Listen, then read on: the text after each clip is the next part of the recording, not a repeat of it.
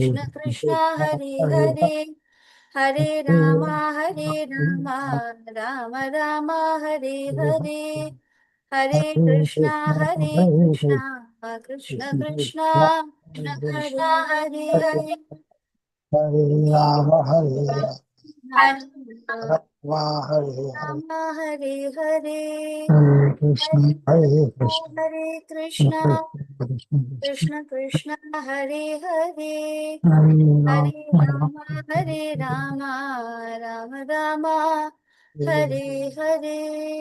Hare Krishna Hare Krishna Krishna So Krishna let me welcome you all to Hare this Ram Hare month class. Let's begin the prayer. Ram Ram Hare Hare Krishna Om Ajnanatimidandasya ज्ञानाञ्जनशलाकया चक्षुरुन्मीलितं येन तस्मै श्रीगुरवे नमः. नम ॐ विष्णुपादाय श्रीचैतन्यमनोभीष्टं स्थापितं येन भूतले स्वयं रूपः कदा मह्यं ददाति स्वपदान्तिकं वन्दे श्रीगुरु श्रीयुतपदकमलं श्रीगुरुं वैष्णवं च श्रीरूपं सागरजातं सहगण रघुनाथान्वितं तं सजीवं साद्वैतं सावधूतं परिजनसहितं कृष्णचैतन्यदेवं श्रीराधा कृष्णपादन सहगण ललिता श्रीविशाखान्वितं च हे कृष्णा करुणा सिन्धो दीनबन्धु जगत्पते गोपेश गोपिका कान्ता राधावृन्दा राधाकान्ता नमोऽस्तुते तप्तकाञ्चन गौराङ्गी राधे वृन्दावनेश्वरी वृषभानुसुते देवी प्रणमामि हरिप्रिये वाञ्छाकल्पतरुभ्यश्च कृपा सिन्धुभ्य एव च पतितानां पावनेभ्यो वैष्णवेभ्यो नमो नमः. जय श्री कृष्ण चैतन्य प्रभु नित्यानंद श्री अद्वैत गदाधरा श्रीवासादि गौर भक्त वृंदा हरे Krishna Krishna Krishna Hare Hare Hare Ram Ram Ram Hare Hare. Hare Krishna to all the dear devotees present here today. So we will just understand verse 1, starting from verse 1 at last. This is Dhritarashtra Uvacha. It goes like this. Just read it once. Dhritarashtra Uvacha Dharmakshetre Kurukshetre Samavetaayuyutsavah Mamakav Pandava Shaiva Kimakurvata Sanjaya. So here we can see Dhritarashtra asking a question, Kim Akurvata Sanjaya? What did all of them do there, O Sanjaya? And here the analogy is described in this purport, which we will read together, that it's all about removing the weeds from the paddy field, and the whole ultimate aim is to remove the irreligious people out from this material world. So Krishna comes frequently when these kind of atheist people, they become more atheistic people will never be able to do things which are in harmony with what Krishna wants. So they will always be causing disturbance, and so Krishna comes now and then every millennia to remove them, so that the other healthy plants, that is those who are devotees who are on their way to go back to the spiritual world, they can peacefully work on their spiritual journey. So Dhritarashtra's fears and concerns both are reflected in this first verse. It may appear that this is not including any philosophy of the Gita, neither is it having any relevant message. It appears like that, but in fact, this verse by Dhritarashtra gives us a lot of inkling into a lot of things. Looking at the importance of Kurukshetra, we can see that one of the important points why Kurukshetra came to become a dharma, came to be referred to, or getting an adjective of dharma kshetre, that means a place where religious rituals are performed, is because Lord Krishna, the Supreme SPG, Supreme Personality of Godhead, was present. Second, it used to be a place where the Vedas were spoken and recited. It used to be a place of worship. There used to be a lot of yajnas happening in Kurukshetra, Even for heavenly people, it was a place of worship. That means even the demigods used to come there and they also used to worship there. So this place was very sacred. And Pandavas being very righteous, it was obvious that the whole environment is in stronger favor towards the Pandavas. And Bhishma and Drona are saintly. They have a natural tendency to fight because of their saintly nature. And so Dhritarashtra was worried. He had a fear and a concern, other than all the above mentioned reasons, that they may not fight, they may not battle, and they cannot satisfy selfish desire. They had a natural tendency not to fight. Battle may not take place. And this, if the battle does not take place, it will not satisfy the selfish desire of King Dhritarashtra to have himself or his sons rule over the kingdom. So it's going to be a big beating on his desire. So that is the reason why he was very afraid and concerned. And then we saw very clearly in level 1 how this verse distinguishes the Pandavas from the Kauravas, although they are both from the same family. He says Mamaka for his own children and Pandavas Shaiva. And this is the whole reason is because of his complete ignorance of the concepts of Bhagavad Gita and is completely identifying himself with his bodily recognition. When person is not wise, he will be fully, taken, doing all his actions only based on his bodily recognition, which is what 99.99999% people do. They are only aware of their bodily existence. They only know their bodily identity. And so whatever they do is based on ignorance because we are not the body, right? So the key points in this verse 1 is that, Dhritarashtra's question, what did they do? What does it tell us? It is giving us an introduction of how to understand the Bhagavad Gita. How should we understand? We must decipher every word and we must go into great detail and discuss everything. What is the intention? What is the motive of using this particular word? What does this particular word tell us about the person who has spoken it? So this is a way, just as we have deciphered the first verse, we have to actually do it with every verse of the Gita. And secondly, the key point is that we saw how Dharmashetra, because of it being Dharmashetra, Dhritarashtra was afraid. And we saw that how Dhritarashtra distinguished Pandavas from the Kauravas. We will do one thing. We will do 5 verses using a slide with the broad points. And then we will try to read those 5 verses from the purport and transport and the translation by Srila Prabhupada. Do you think that's a good idea, everybody? Because I do want to also read Prabhupada's purport together. Although once you form the Bhakti Vriksha group, that is actually what you will be doing in your groups. So Riya Mataji or Athar Prabhu, did somebody approach you regarding becoming the Bhakti Vriksha leader for this group?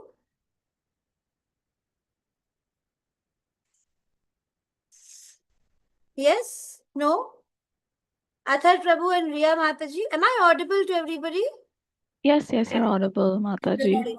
Were you approached or did you get some message? Yes, they add me in the group. You've made a group? Yes. Okay. That one Mataji messaged me and say that you give them number and they add me in the group. Okay, so you gave the number and they made you admin. What about you, Riya Mataji?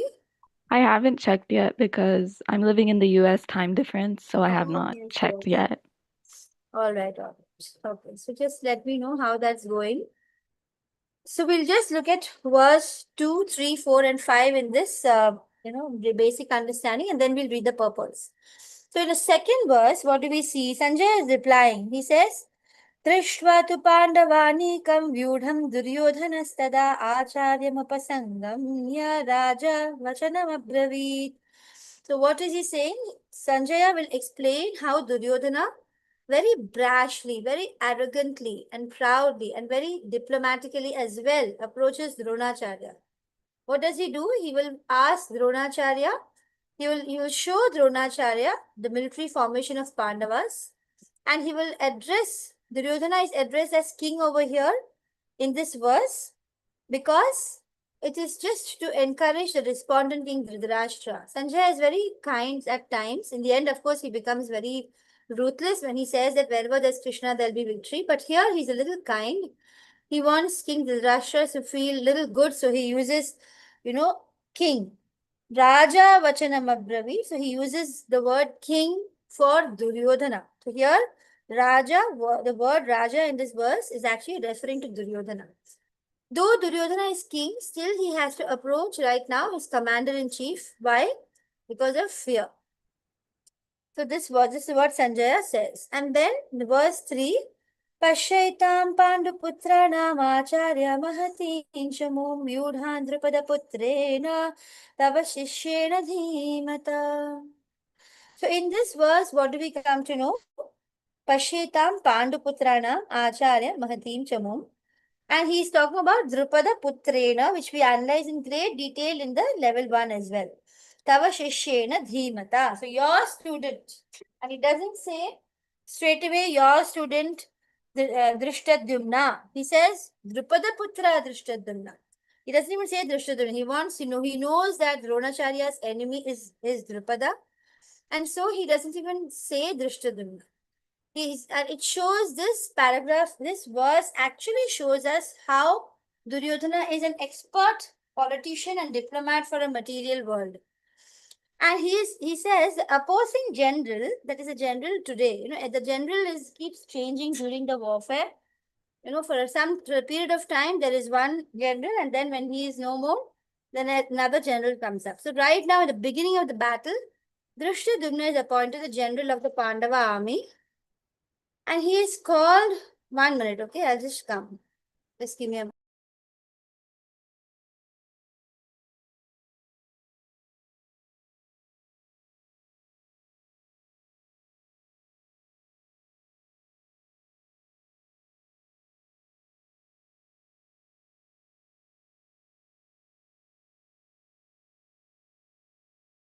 Okay, sorry about that.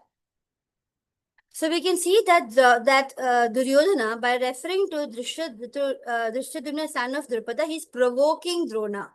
So again, we are able to analyze the words and see what the person behind actually is. And Drishtadhyumna was trained by Dronacharya. I think all of you know the story, you will remember, because I had discussed this in the level 1 also. And Drishtadhyumna is always disciple of Dronacharya. So being guru is always an expert. So he's also trying to motivate that you've been a great guru. Look how beautifully he has arranged the army.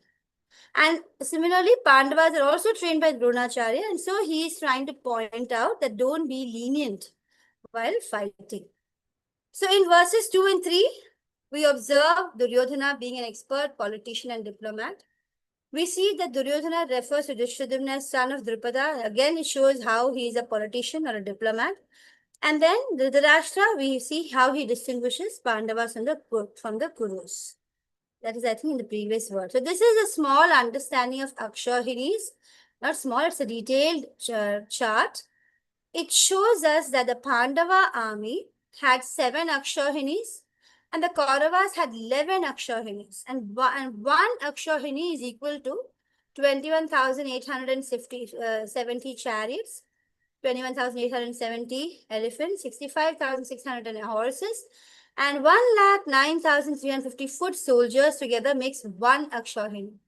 So there were 7 such Akshahinis in the Pandava army and 11. So obviously the Kauravas were more mightier in terms of numbers. There were 3 full Akshahinis more, 4 full Akshahinis more than the Pandavas. And the commander-in-chief of the Pandava army throughout, because Drishtadhyumna doesn't die, I guess, so he's the commander-in-chief for the whole period. Whereas in the Kauravas, it was Bhishma, then Drona, then Karna, then Shalya, and then it was Duryodhana. There were one Maharathi is 6,000 warriors, equal to the might of 6,000 warriors. So in the Pandava side, Maharathi was mainly Arjuna, whereas in the Kauravas, there were 4 such Maharathis: Bhishma, Drona, Karna, and Ashwathama. Atirathis were having the power of 10,000 warriors. The Pandavas had 1, 2, 3, 4, 5, 6 such warriors: Yudhishthira, Bhima, Drishtadhyumna, Ghatotkacha, Satyaki, and Yuyudsu. whereas Kauravas had 6 of them. So Pandavas had more, right? Pandavas had 7 Atirathis and Kauravas had 6 Atirathis. So this is again just a technical terminology of all the different kinds of, army thing related to their army. So we will look at verses 4 to 6. Maybe we'll finish till verse 6 today. So in this verses 4 to 6, we find Duryodhana describing the warriors of the opposing army. You find him talking about, he says, all of them are fighting for rights, not for material gains, and so they're very strong. Who all are strong? Bhima, Arjuna, Yuyudhana, Virata, Drupada, Drishtaketu, Chekitana, Kashiraja, Purujit, Kunti Bhoja, Shaibya, Yuddha, Manyu, Uttamauja, sons of Subhadra and sons of Draupadi.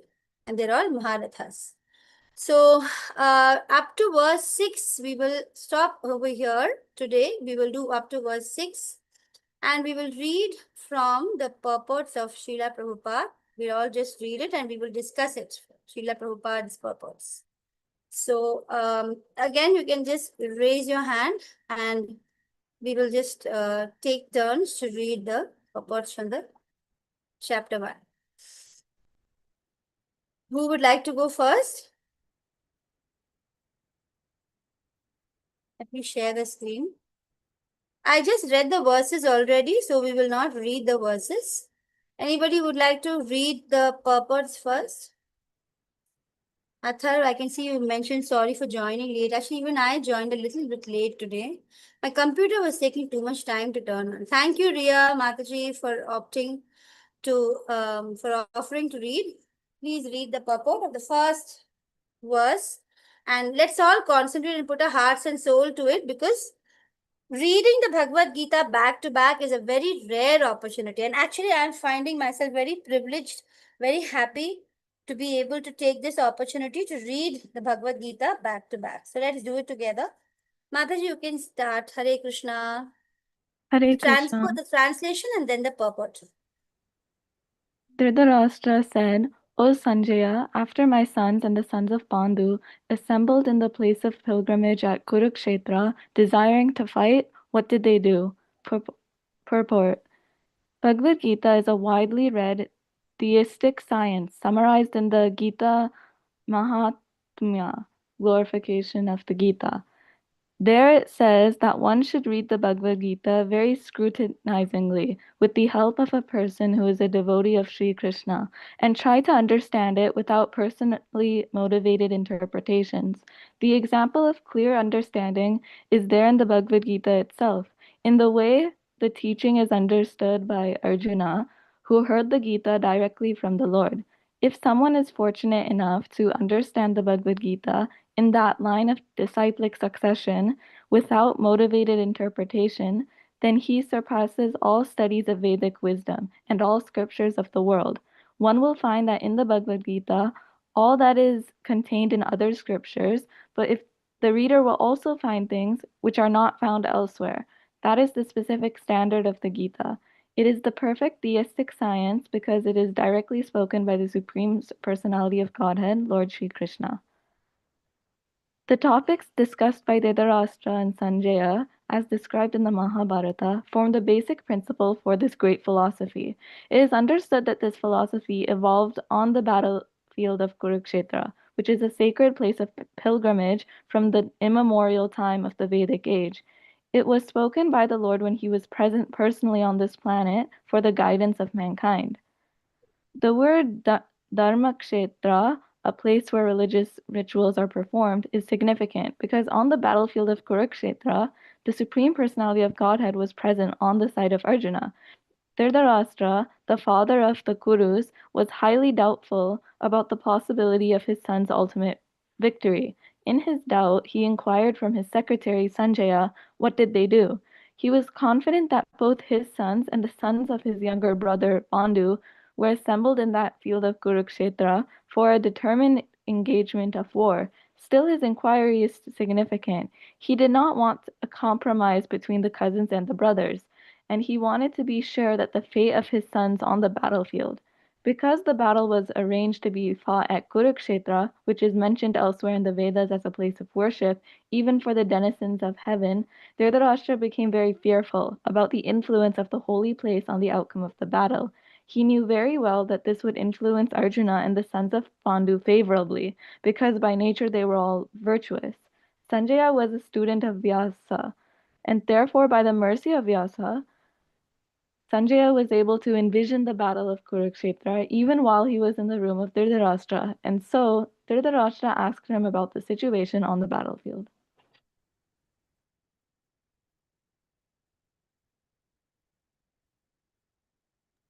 Both the Pandavas and the sons of Dhritarashtra belong to the same family, but Dhritarashtra's mind is disclosed herein.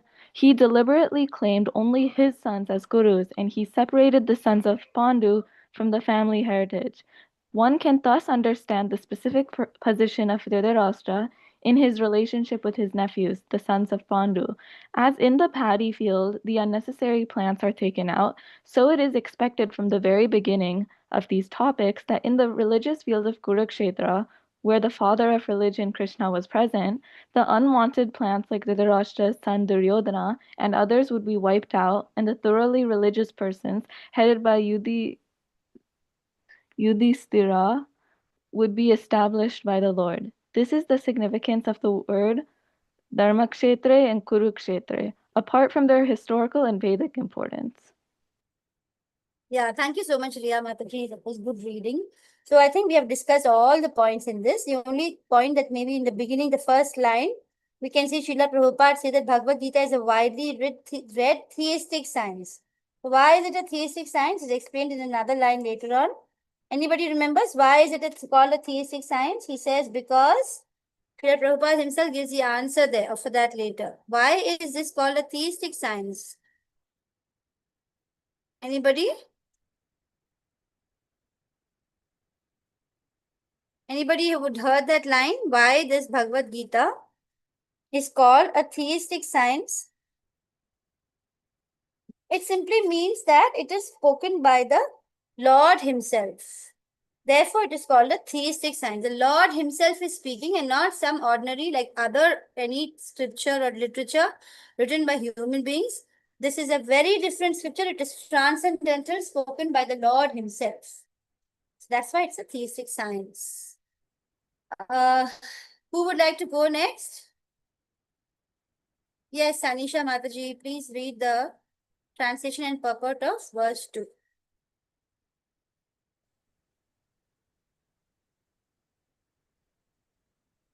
Sanjaya said, O king, after looking over the army arranged in the military formation by the sons of Pandu, King Duryodhana went to his teacher and spoke the following words.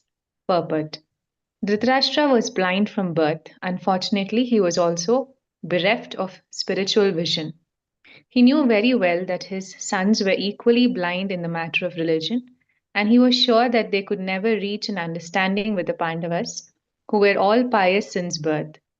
Still, he was doubtful about the influence of the place of pilgrimage, and Sanjaya could understand his motive in asking about the situation on the battlefield. Sanjaya wanted, therefore, to encourage the despondent king and thus assured him that his sons were not going to make any sort of compromise under the influence of the holy place. Sanjaya therefore informed the king that his son Duryodhana, after seeing the military force of the Pandavas, at once went to the commander-in-chief, Dronacharya, to inform him of the real position. Although Duryodhana is mentioned as the king, he still had to go to the commander on account of the seriousness of the situation. He was therefore quite fit to be a politician, but Duryodhana's diplomatic veneer could not disguise the fear he felt when he saw the military arrangement of the Pandavas. Two significant points that I can point out here is one is about Dhritarashtra being not just physically blind but also spiritually blind, and then there is also the idea that Duryodhana is afraid just as much as Dhritarashtra is afraid. So in the very beginning of the Bhagavad Gita, we can get a clear sense that Those who are in the wrong, they are forever in a shaky situation. They're always afraid and they cannot hide their fear somehow or the other by their words or their actions. Their fear, is revealed. So, who will read the third verse? Please raise your hand and read the third verse.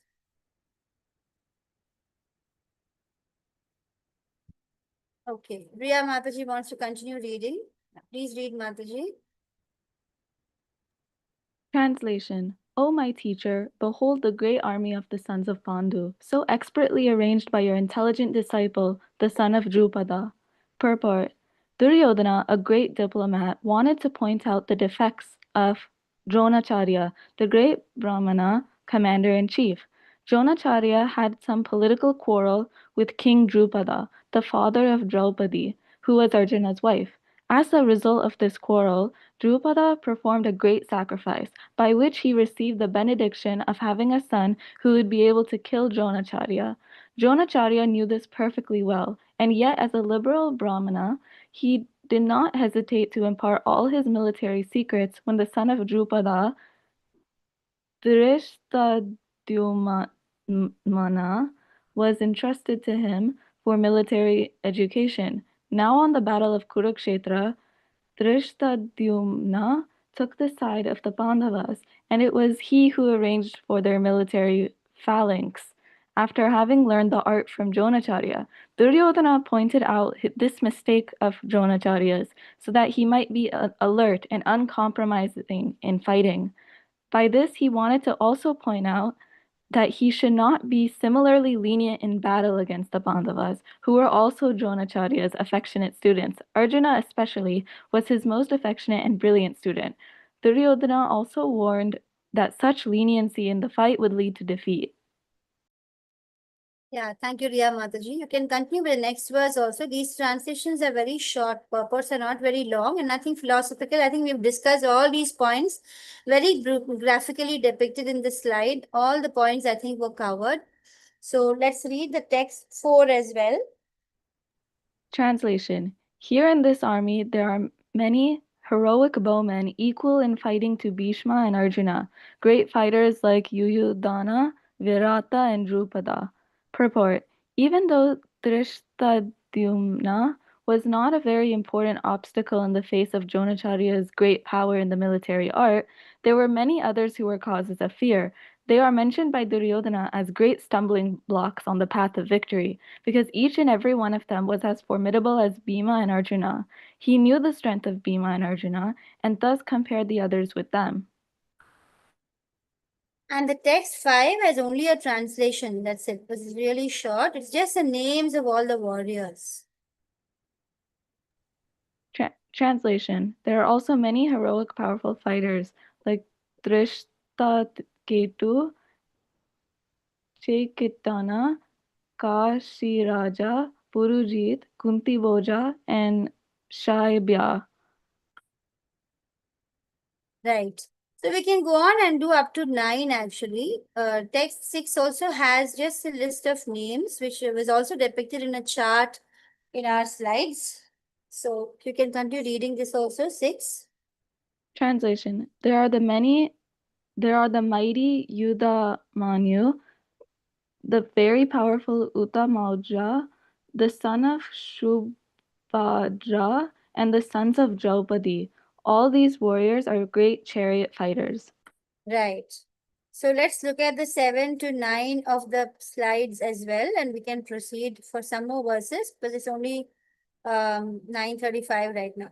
So in 7 to 9, there's now the description of Duryodhana is talking about his own side people, those after describing the enemy opposing army. Now he wants us, his own army to also feel confident.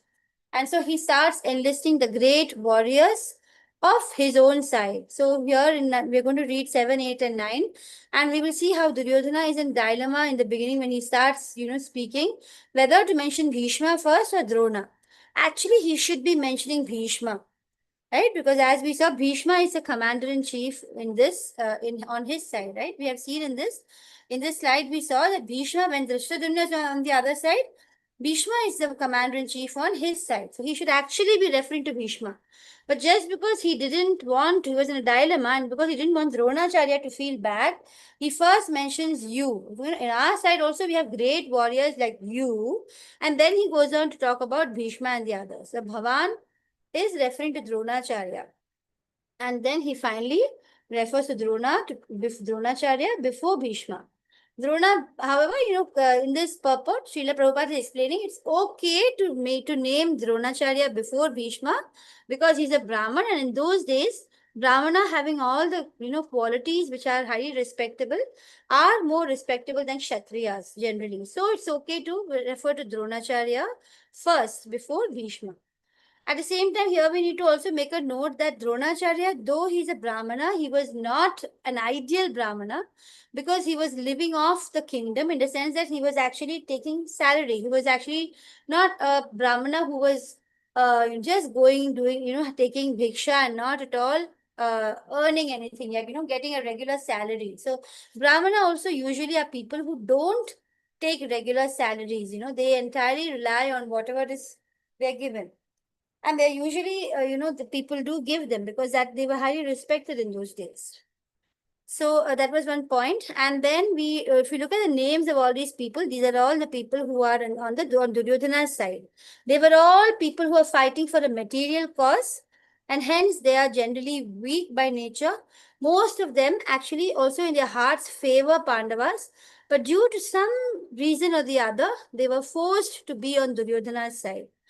And then in verse 9, we will see the phrase, Duryodhana mentions that, these people, so such great warriors, they are ready to lay their lives, and saying that was not correct because it's like talking about divorce even before you get married, You're just making all arrangements for your marriage and you start talking about. Nowadays, in fact, people do talk about divorce before they get married also. But this was considered to be, wrong. It's like wrong in the sense, it's like giving a premonition. It's kind of an ill omen to talk about everybody dying even before the battle has begun. So, because he mentions that, Srila Prabhupada says it is as if he is already declaring that their fate is that they are going to lose their lives, as if it is already decided. And of course, it is decided as we know. So these are the different names of the great warriors. It's actually, even though they are warriors of the Kaurava side, they're all devotees to have the fortune to actually be in the battle of Kurukshetra and actually die watching Krishna, who is so extremely, exquisitely beautiful. And all of them actually have a glimpse of Krishna as they die. And so they all of them, they get Sayuja Mukti. They all, get Mukti of not the highest order, but they all get Mukti. So that is why they're all fortunate, and reading their names is also a blessing for us. Dronacharya, Bhishma, Karna, Kripacharya, Ashwathama, Vikarna, Swami Datta, Jayadratha, Kritavarma, Shalya, and others. Each one of them have got, lovely stories and their relations are there, but we won't go into that much detail. We'll also look at verse 10. In verse 10, Duryodhana continues to speak. He says that Asmakam tu vishishta yeta niboddha dvijotama nayaka mama sainyasya sangnartham tan bravimite. So here in verse 10, what do we see? We are saying he says aparyaptam. He uses the word aparyaptam in verse 10. Sorry, I think I read the verse 7. अपर्याप्तं तदस्माकं बलं भीष्माभिरक्षितं पर्याप्तं त्विदमेषे मे तेषां बलं भीमाभिरक्षितं. So using the word aparyaptam. Paryapt means enough and more. Aparyapt means not enough, insufficient. And so he's talking about his own army as if it is insufficient or immeasurable, protected by Bhishma. And then he says the Pandavas are protected by Bhima. And then he's quite confused. He says that Bhima is insignificant compared to Bhishma. And why does he say this? It clearly expresses his envy towards Bhima because in his heart of hearts, he knew that Bhima was the one who vowed that every Kaurava will be killed by him. And actually, he did that in the battlefield. The Kaurava brothers were all killed by Bhima as he had made a vow. And so Duryodhana knew that the only person who is capable of defeating him in the whole Kaurava army is Bhima. So he was very envious. And that's the reason why he, makes that sentence that Bhima is very insignificant compared to on our side, we have Bhishma. So that's again, we can see how Duryodhana is behaving. I think we go for up to 12 also. And then we have Duryodhana requesting from 11 and 12. In these two verses, we will find Duryodhana requesting his army to support Bhishma. How does he say that? He says in 11, Ayaneshu cha sarveshu yatha bhagam avasthitaha Bhishma me वाभिरक्षन्तु भवन्तः सर्व एव हि तस्य संजयन् यन् हर्ष कुरुवृद्धः पितामहः सिंहनादं विनद्योच्चै शङ्खं दद्म प्रतापवान्. So in verse 12, we will see how Bhishma will, feel that, oh my God, this Duryodhana is going overboard. And so just to please him, he will and to shut his mouth also to stop his, continuous chatter, he starts blowing his conch shell, which brings a lot of joy to Duryodhana at that point of time, though later his heart will be, trembling when he hears the Pandavas' transcendental conches. So in 11 and 12, it ends by the Kaurava army creating the whole lot of noise, led by Bhishma, trying to stop the continuous ramble by Duryodhana. So Duryodhana is a diplomat. He thinks others in the army may feel bad, and so he requests everybody to protect Bhishma. Bhishma is, when he says the words that Bhishma is old, he needs support. And Duryodhana is confident of the support of Bhishma and Dronacharya because they supported him during the gambling match. Even when Draupadi was being, derobed, at that point of time, even in such a horrible thing was happening, Bhishma and Dronacharya didn't open their mouths because they felt indebted to the, what to say in Hindi, namak, the salt that you're taking, or the food that they're having at their kingdom. They feel indebted, so they don't even open their mouth, which is a very shameful thing. You should always stand for the right, and that's the reason why they get killed in this battlefield also. So Bhima and Dronacharya at that point of time, if they couldn't open their mouth in such a dire situation, he felt very confident that here also they are going to definitely give him all their support. And in verse 12, we see how Bhishma, out of compassion and to cheer Duryodhana, how he blows a conch shell. And actually, Duryodhana's defeat is certain because Krishna is on the other side. And Bhishma is just fighting as a matter of duty. His heart actually is totally for the Pandavas. Even Dronacharya's heart is actually there with the Pandavas, but they're just fighting as a matter of duty. And in verse 14, we will hear how there's a tumultuous sound of conch shells, bugles, and all that. So, and in verse 13 and 14. So, I think we will just try to finish till verse 14, where, 14 is where Krishna blows a conch shell. So, we'll do till verse 13 today. I think that much will be enough. We'll till verse 13, and tomorrow, next Monday, we will start with verse 14. It'll be more exciting actually when all the philosophies and questions by Arjuna and answers come. But this is also equally important to read. So who would like to read? Can somebody raise a hand? Deepak Prabhu. Yeah, please read, Prabhu, from 1.7 translation. It's only got a translation.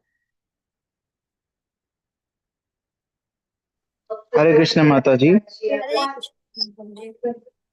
But for your information, O best of the Brahmanas, let me tell you about the captains who are especially qualified to lead my military force. Yeah, so now he's talking about his side army. Yeah, please continue till the last today, Prabhuji. There are personalities like you, Bhishma, Karna, Kripa, Ashwathama, Vikarna, and the son of Somadatta called Bhurisrava, who are always victorious in battle. Purport. Duryodhana mentions the exceptional heroes in the battle, all of whom are ever victorious. Vikarna is the brother of Duryodhana, Ashwathama is the son of Dronacharya, and Saumadatti or Bhurisrava is the son of king of the Bakhili caste. Karna is the half brother of Arjuna, as he was born of Kunti before her marriage with King Pandu. Kripacharya's twin sister married Dronacharya. Yeah, so here we need to really understand why he's got 100 brothers, but he doesn't mention 99 brothers, including him 100. He doesn't mention all of them, as you can see, but he mentions one brother. That is Vikarna. Why does he mention Vikarna? Is very, very special. Anybody knows why he mentions Vikarna and not all his other 98 brothers? Anybody knows?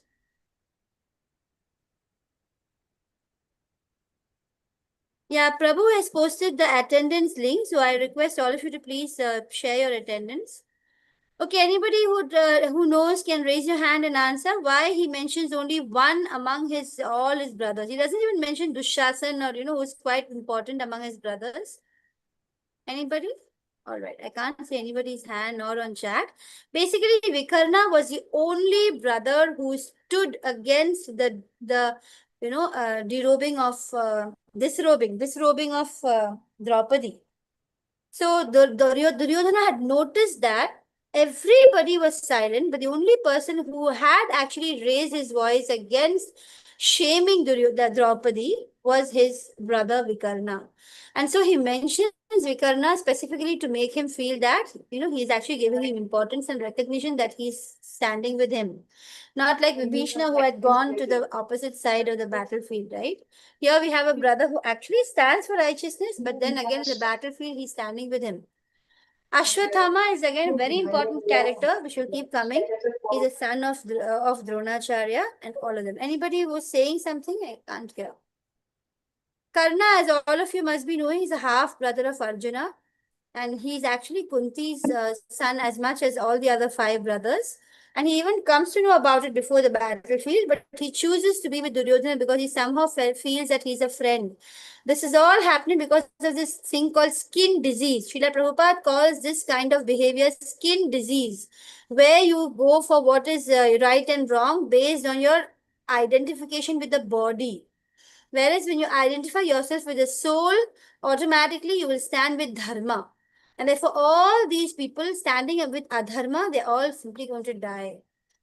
And so these are all these important people mentioned. Deepak Prabhu, you can continue with verse 9 as well. 9, 10, and 11 and 12. Okay. There are many other heroes who are prepared to lay down their lives for my sake. All of them are well equipped with different kinds of weapons, and all are experienced in military science. Purport: as far as the others are concerned, like Jayadratha, Kratarvarma, and Salya, all are determined to lay down their lives for Duryodhana's sake. In other words, it is already concluded that all of them would die in the battle of Kurukshetra for joining the party of sinful Duryodhana.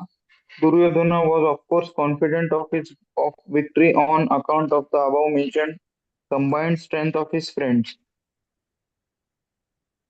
Right. So here again, one very important word which you find here is Tyakta Jivita, prepare to risk life. So like I told you, he's mentioning that they are prepared to give their life is a premonition that they actually will give their lives. They're all going to die. Okay, verse 10. Our strength is immeasurable and we are perfectly protected by grandfather Bhishma, whereas the strength of the Pandavas, carefully protected by Bhima, is limited. Purport: herein an estimation of comparative strength is made by Duryodhana. He thinks that the strength of his armed forces is immeasurable, being specifically protected by a most experienced general, grandfather Bhishma. On the other hand, the forces of the Pandavas are limited, being protected by a less experienced general, Bhima, who is like a fig in the presence of Bhishma. Duryodhana was always envious of Bhima because he knew perfectly well that if he should die at all, he would only be killed by Bhima. But at the same time, he was confident of his victory on account of the presence of Bhishma, who was a far superior general. His conclusion that he would come out of the battle victorious was well ascertained. Yeah, so we can find how Duryodhana is desperate to somehow convince himself that they are going to win. 11, Prabhuji. 11 is a bit long purport, but we can read it today. All of you must now give full support to the grandfather Bhishma as you stand at your respective strategies points of entrance into the phalanx of the army. Purport: Duryodhana, after praising the prowess of Bhishma, further considered that others might think that they had been considered less important, So, in his usual diplomatic way, he tried to adjust the situation in the above words. He emphasized that Bhishma Deva was undoubtedly the greatest hero, but he was an old man, so everyone must especially think of his protection from all sides. He might become engaged in the fight, and the enemy might take advantage of his full engagement on one side. Therefore, it was important that other heroes not leave their strategic positions and allow the enemy to break the phalanx. Duryodhana clearly felt that the victory of the Kurus depended on the presence of Bhishma Deva. He was confident of the full support of Bhishma Deva and Dronacharya in the battle because he well knew that they did not even speak a word when Arjuna's wife Draupadi, in her helpless condition, had appealed to them for justice, while she was being forced to appear naked in the presence of all the great generals in the assembly. Although he knew that the two generals had some sort of affection for the Pandavas, he hoped that these generals would now completely give it up as they had done during the gambling performances. Yeah, this I already discussed from the slides. So next we have the 12th verse. 12th and 13th is very short. Then Bhishma, the great valiant grandsire of the Kuru dynasty, the grandfather of the fighters, blew his conch shell very loudly, making a sound like a roar of lion, giving Duryodhana joy. Purport: The grandsire of the Kuru dynasty could understand the inner meaning of the heart of his grandson Duryodhana, and out of his natural compassion for him, he tried to cheer him by blowing his conch shell very loudly, befitting his position as a lion.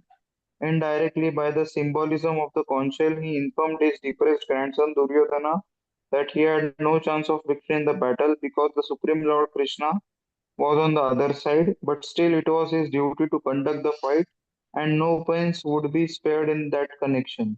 Yeah, so here we can see how the Bhishma is making his position quite clear in the sense that he understands that because Krishna is on the other side, victory will be on the other side only. He knows very full well that Krishna is Lord, but still he is showing Duryodhana and making him feel a little relaxed that I am there for you, and he blows a conch shell to show his support.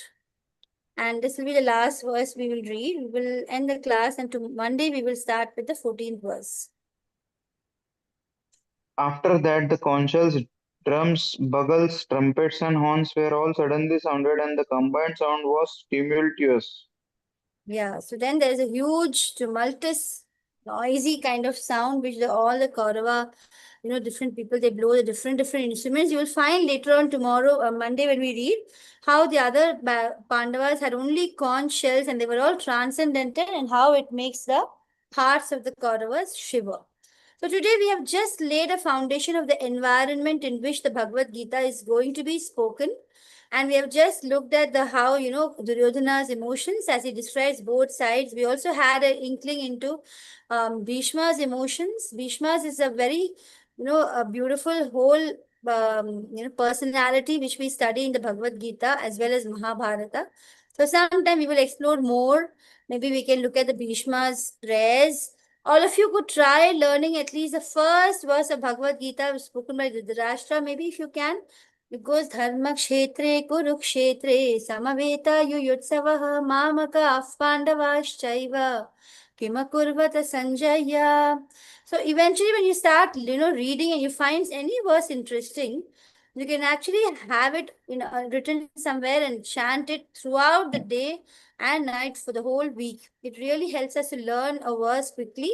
And actually you will just be playing that verse even when you're doing other things. Like how we saw yesterday, the woman who has an illicit affair, how she keeps him in his mind and heart, although she does all her work. Similarly, while we're doing all our work, we will be able to keep Krishna simply by keeping a verse in our mind.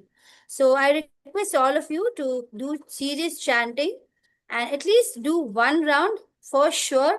I know some of you are already doing 4 and more, and some are doing 16 also. Parshant Khambra, have you joined today after a long time? I haven't seen you earlier. Parshant Khambra Prabhu? Yes, Mataji. Okay.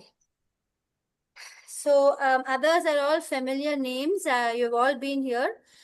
So it's nice that you've been here. I hope you will continue. We'll continue the journey on and on till we get the Gita thoroughly. Thank you so much. I'm ending the class 5 minutes early today. Hare Krishna, everybody. Anybody would like to share something? Okay, please mark your attendance, and the attendance has been posted in the chat. Please mark your attendance, and then we can close today's class. By next Monday, I hope the Bhakti Viksha groups will also get going with something done. And I will also look up Prabhupada's lectures, and if there's something exciting, I will try to use that. I also like Chaitanya Charan's prayers, so if I can find some related beautiful prayers to some of the verses, I will also bring that in. So we are actually doing a very detailed, thorough study of the Bhagavad Gita in this level 2 itself. Although in Bhakti Shastri level 5, you do it again. But it's very nice to study the Bhagavad Gita well. So Hare Krishna, everybody. Thank you so much for joining. I'm ending the class today. Hare Krishna. Krishna Mataji. Hare Krishna Mataji. Hare Krishna Mataji. Thank you very much. Good Hare night.